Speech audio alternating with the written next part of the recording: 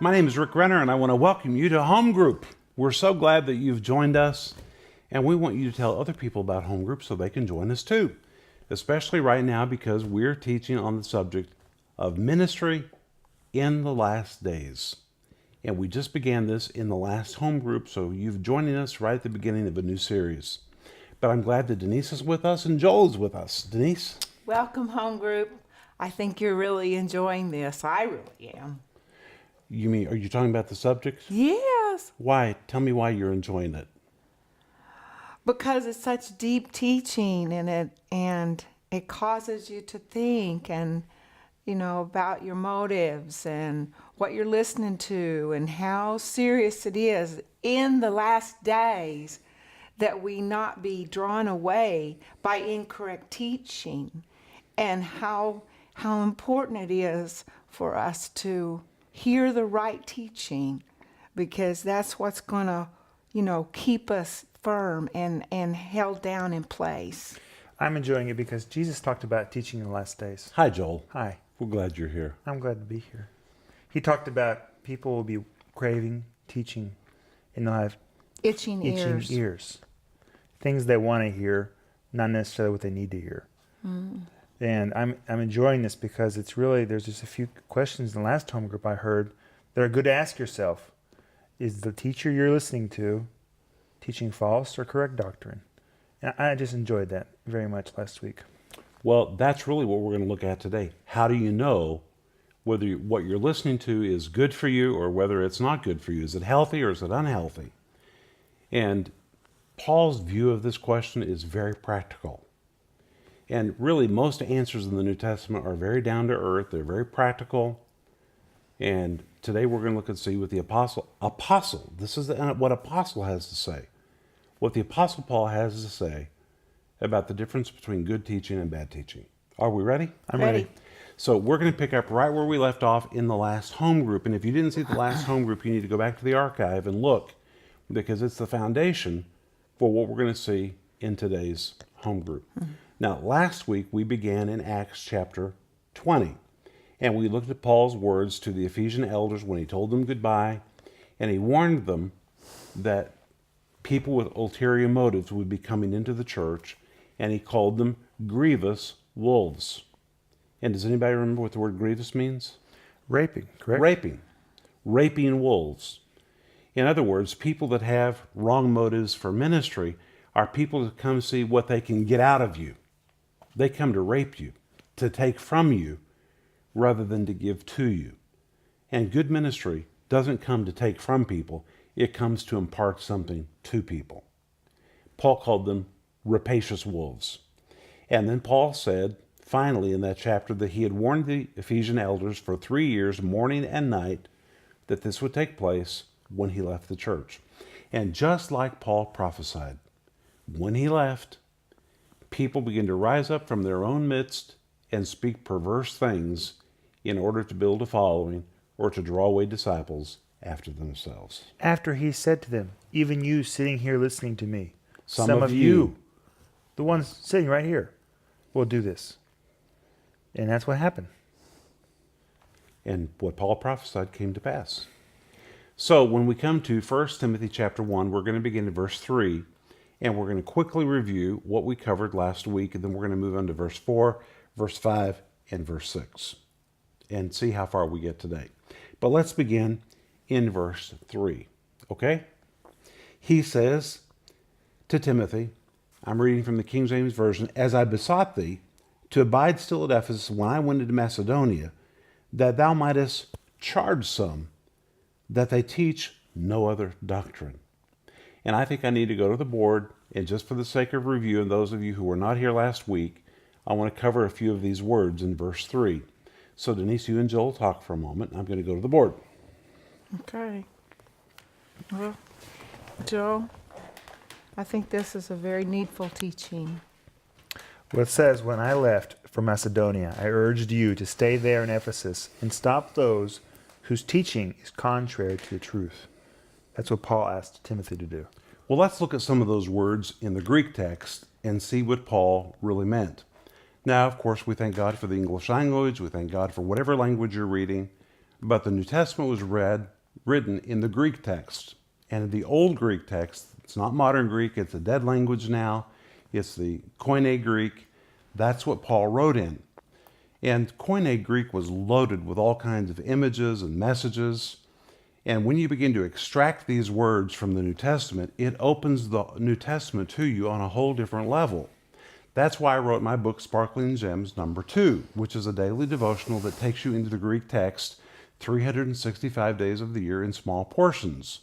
It feeds you every day, opens the scripture to you in a new way, and really that's what my teaching ministry does. But we're going to begin in 1 Timothy chapter 1, verse 3, where Paul says, as I besought. As I urged you. I urge you. All right. Joel's translation says, I urged you. Urged. But let's look at this.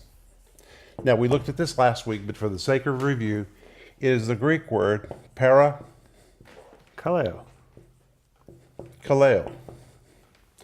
Para, does anybody remember what it means? It means alongside. It means alongside. Kaleo, what does it mean? To call. To call. So when you compound the two words together, it is a picture of someone who comes alongside of you, and then kaleo begins to call out to you or begins to plead with you. However, when you compound these two words together, it's not just calling out to someone, but it's drawing near to them. It's latching hold of them, pleading to them, speaking in their ear, begging them to do something.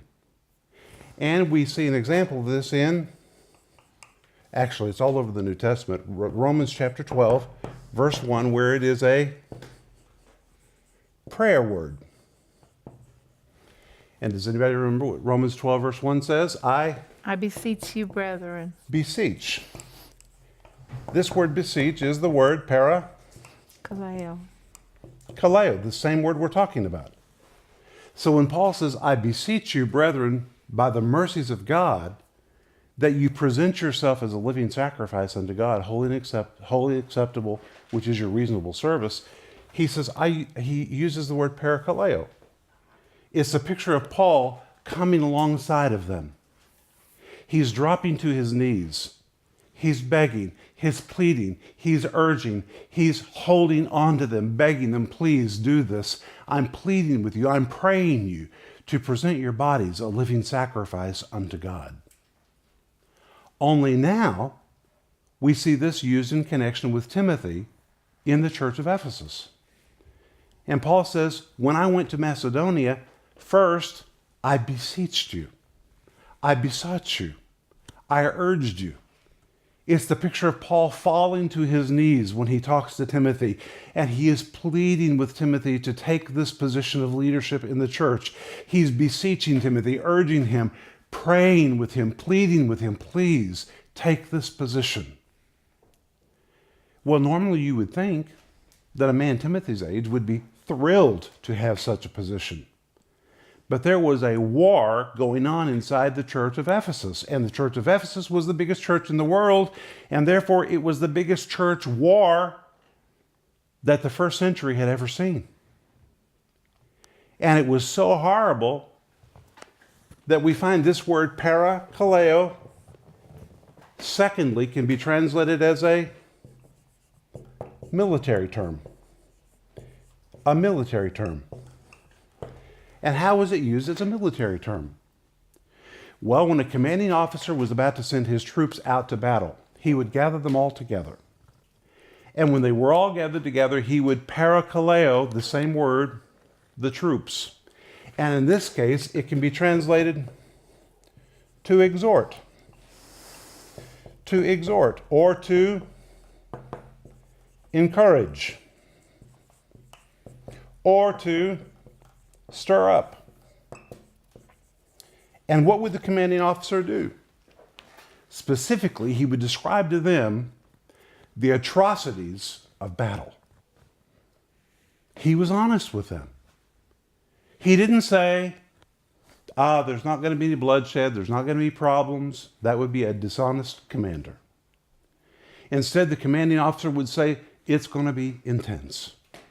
There is a real fight in front of you. He would paint the picture very realistically. But then he would say, however, For those who fight to the end, there will be glory.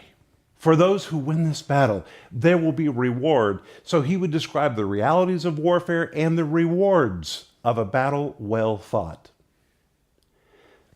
Now, when you understand that this word parakaleo can be translated as a prayer word and as a military word, and Paul used this word in 1 Timothy chapter 1, verse 3, he's leaving Macedonia, he's leaving to go into Macedonia, and he wants Timothy to remain in charge of the church.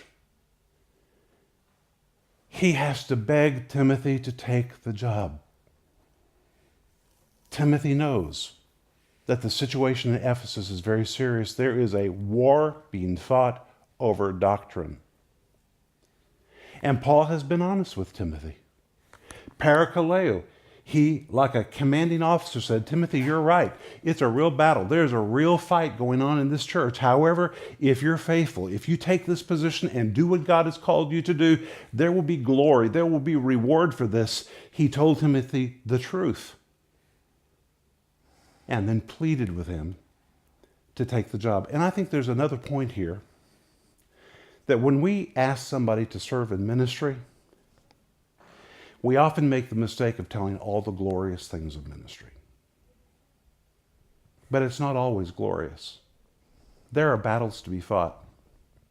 You have to fight for people's marriages, fight for their children, help people fight for their finances, fight for the renewing of their mind, fight to remain pure, fight to be faithful to church. There is a battle involved in what we do. It's not all fun and games. It's not all just being under the anointing on a stage. Once you leave that stage, you've got to work with people. And when we ask somebody to serve in the ministry, yes, we need to tell them about rewards. Yes, we need to tell them about the privilege of being in the ministry. Yes, we need to tell them about all the glory. That's all true. But we need to tell them the other side as well. And Paul was very honest when he spoke to Timothy and said to Timothy, both sides are real. And he pleaded with Timothy to take this position. Now, you guys comment while I erase the board. I've been thinking about Andrei Chabotrov, who's the pastor of the Riga church. And he's been the pastor there, Mama. Nearly 20 years. 17 years. And, you know, Paul's begging Timothy to be the pastor of Ephesus church. You guys handed the Riga church over to Andrei. And I'm sure Andrei didn't understand what he was getting into 20 years ago. But he's been the pastor there for 20 years? Almost. And, you know, I'm sure it was not all fun and games. It's not been all fun and games for Andrei either. But there's been a lot of faithfulness that he's shown. I think there's a lot of love when a leader, a father, commander says, and I'm going to tell you honestly what you're being called to, that there's going to be problems, there's going to be some casualties, there's going to be some war, but the victory is glorious, and it's worth it to do this. And I just think to equip somebody like that is real love. Well, let's go back to verse 3. And in verse 3, it says in the King James Version, as I besought thee, we've already looked at the word besought, to abide at Ephesus, that you might charge some. Now we're going to look at the word charge, which we did not look at last week. The word charge is the word per rangelo.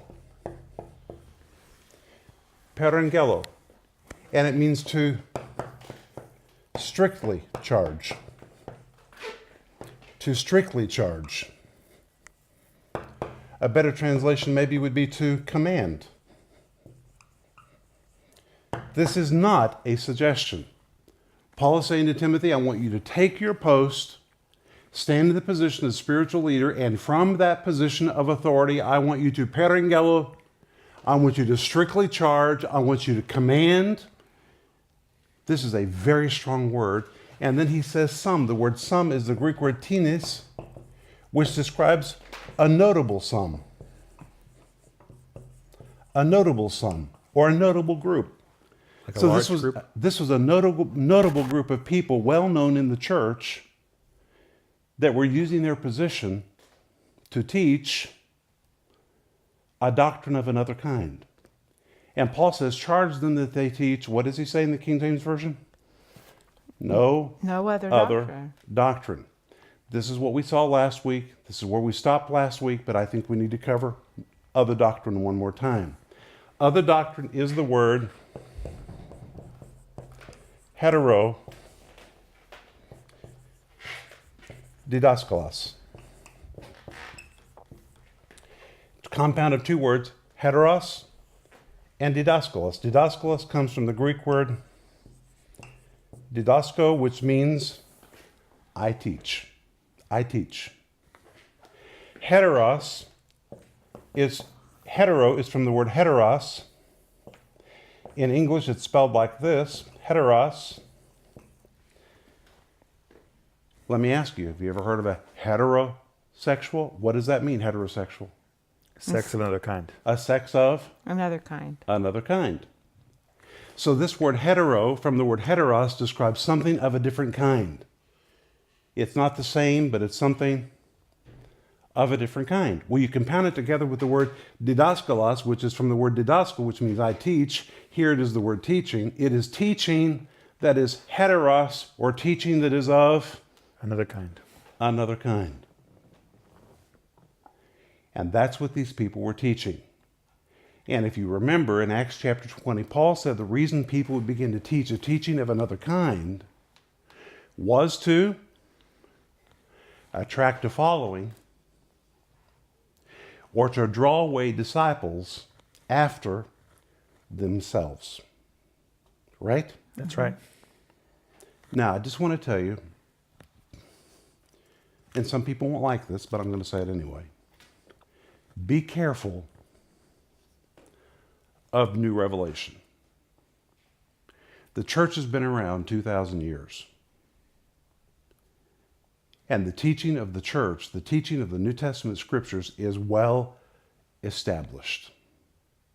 It will take us all of our lives just to do what is written in the Bible. It takes a full commitment to obey the scriptures. And when someone comes along with something that's mesmerizing, something that's fantastical, it may seem entertaining and exciting, but you have to ask, is this building my faith, or is this just a distraction? And very often, it's just Distraction. a distraction. And that's what we're going to see in verse 4. And I'm going to go back to my seat. So let's look at verse 4. And Denise, why don't you read verse 4? This is the New King James. It says, nor give heed to fables and endless genealogies, which cause disputes, rather than godly edification, which is in faith. Okay, let's kind of take that verse apart word by word. First it says, neither give heed to fables and endless genealogies. Neither give heed is the word pros echo. Pros describes a turning in a new direction. Echo means to embrace. When you put the two words together, it's not just giving heed to, but it's turning your attention towards something new and embracing it. It's entertaining a new idea that you've not entertained before. The picture of one who once walked on a very solid path, but now something has come along that's kind of pulled their attention in another direction. It can even be translated to be preoccupied with. Somebody that's occupied with a new notion, they're embracing it, they're entertaining it, it's involved their thoughts. And Paul says, don't do this. Don't go from what you've been taught. Neither give heed, don't turn in a new direction and embrace something new. And he particularly says, neither give heed to fables. Fables. Joel, your translation says myths? It says myths and spiritual pedigrees. Well, myth is a good translation. It's the Greek word mythos, which is where we get the word for mythology. So Paul says a lot of what people teach is closer to mythology than it is to truth. It's entertaining, it's tantalizing, but it has no foundation in truth. And then to make the point even further, he calls it, in the King James Version, endless genealogies. He says endless discussions. Endless discussions. Well, the Greek word really says far out research. Far out research. In other words, they have thought so much that they have gone off the deep end. They are way out there in an area seeing things that don't really exist. Now, the King James Version says endless genealogy. So let's stop for a moment and discuss why did they translate it genealogies, endless genealogies. In the first century, when this was being written, there was a fascination with angels. You can read about it in Colossians chapter 2. In fact, let's turn there. It's important for you to see this. Colossians chapter 2. Colossians chapter 2 and verse 18. Paul says to the Colossians who lived not so far from Ephesus, the whole valley there was affected by this false teaching. Let no man beguile you of your reward in a what? Voluntary humility and worshiping of angels. And then Paul just says right out, intruding into those things which he has not really seen. There was a fascination with angels, and there was a group of teachers known as Gnostics. Everybody say Gnostics. Gnostics. Which comes from the Greek word ginosko, and the word ginosko means I know. Well, the Gnostics claimed they had superior knowledge, that they knew something that no one else knew, that they had been into another realm where they had seen what no other eye had ever seen, and they had heard what no other ear had ever heard, and now they've come back from that dimension and they've come loaded with fantastic new revelation. And most often their revelation had to do with the teachings and the manifestations of angels. And they were so involved with angel doctrine that they even began to develop genealogies for angels. They had family trees, like a genealogy with this angel connected to that angel, and from that angel descended this angel, and from those two angels descended another branch of angels, and they had this descending order of angels. And this was very entertaining. However, let me ask you, being fascinated with angels, how does that help you be a better mother? How does that help you be a better father?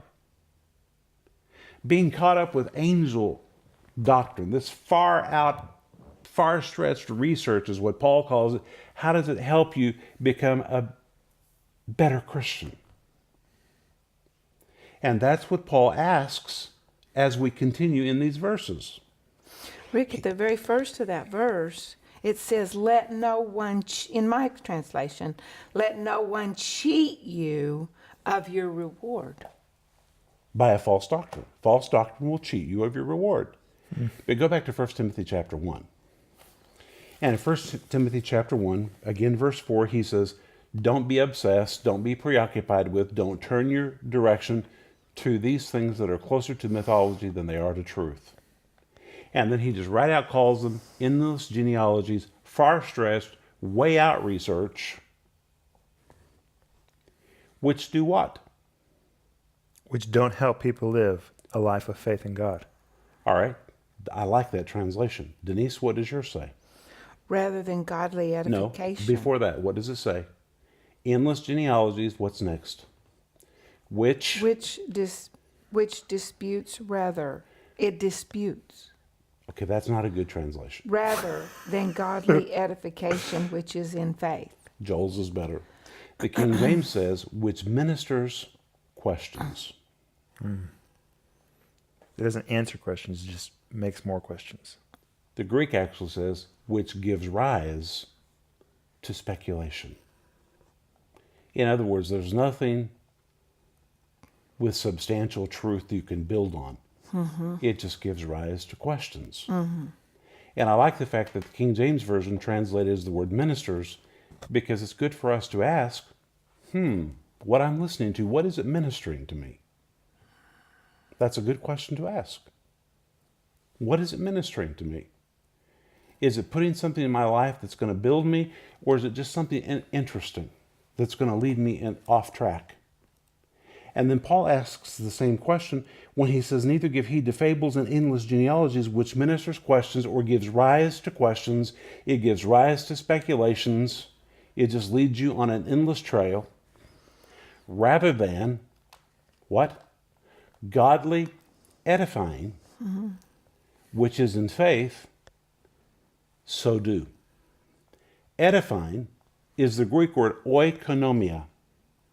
It's a compound of the word oikos, which is the word for a house, and the word nomos, which is the word for a law. When you put the two words together, it means the rules of building. The rules of building. These two words together, which is always translated in the New Testament as the word edification, is really an architectural term which describes the building of a house, the way that a house is built.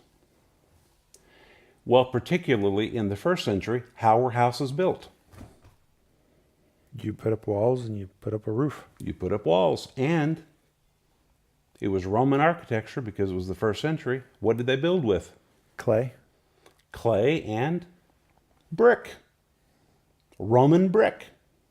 It was used all over the Roman Empire. So how did you build a house? One brick at a time. And now Paul is really asking what you're listening to. Is it putting another brick in your structure? Is it adding strength to your life? Is it completing what you're building? Is it making you stronger? Is it upbuilding you? Or is it something that's just a fantasy that's entertaining you? And then he says, rather than godly edifying, which is good teaching, he says, in fact, it's in faith, so do. This is what you need to be doing. It's pretty instructive, isn't it? Mm-hmm. Then in the next verse, he says, now the end of the commandment is charity out of a pure heart and of a good conscience and of faith unfeigned, which some having swerved have turned aside unto vain jangling. And I know that it's difficult to believe, but we're out of time. Well, I like what mine says, if I can read it. Verse 5, the purpose of my instruction is that all believers would be filled with love that come from a pure heart, a clear conscience, a genuine faith. But some people have missed the whole point. They have turned away from these things and spend their time in meaningless discussions. Excellent. I wouldn't say that's a good word-for-word translation, but it really carries the meaning of the text. Look at the beginning of verse 5. I just want to quickly cover this, and then we're going to pick up here when we come back into next week's home group. It says, now the end of the commandment. This word commandment, a better translation would be the end of good teaching. Teaching which builds you. That's what we just saw in verse 4. The end of good teaching. Teaching which builds you, which edifies you, which puts another brick in your wall. He says the end of this, the word end is the word telos, which describes something that's mature, complete. He says really mature teaching. That's what it means. Is, and then Paul begins to tell us what really mature teaching does. And you'll be surprised at how practical this is. Really mature teaching produces, reading from the King James Version, charity out of a pure heart, a good conscience, and faith unfeigned. It will produce these three things. But what does that mean, charity out of a pure heart? What does that mean? Charity. What does this mean, a pure heart? A good conscience. What is a good conscience? Faith unfeigned. What does that word unfeigned mean? From which some having swerved, that's a whole teaching by itself, have turned aside is another whole teaching just by itself, unto vain jangling. What is vain jangling? We're going to cover verse 5 and verse 6 in next week's home group. It's going to be great. It is going to be great. And of course, we're discussing ministry in the last days. I've enjoyed this. I've enjoyed these verses. I enjoy Paul. He's so blunt in these verses. I mean, quit wasting your time on those meaningless myths. I mean, I really enjoy his bluntness. It's good to hear that. Straightforward. Yeah. And don't spend your time on things that raise more questions after question after question and never build you up. Well, you know what? For some people today, listening to me teach, this has been a new revelation. But I have not gone out into some other realm to get this revelation. We're just talking about what the Bible means. We're sticking with the Bible. But if you stick with the Bible, there's enough revelation that you really don't need anymore. This is God's highest revelation to man. Praise God. What an honor that we can teach it. Amen. Well, thank you for being with us. We are out of time. We're praying for you. And we look forward to seeing you next week in home group. Bye-bye. We are glad you were with us for today's home group. If you would like to watch today's program again, you can do so by visiting us on Facebook or on our YouTube channel, or by visiting our website at renner.org. We look forward to seeing you next week on Home Group.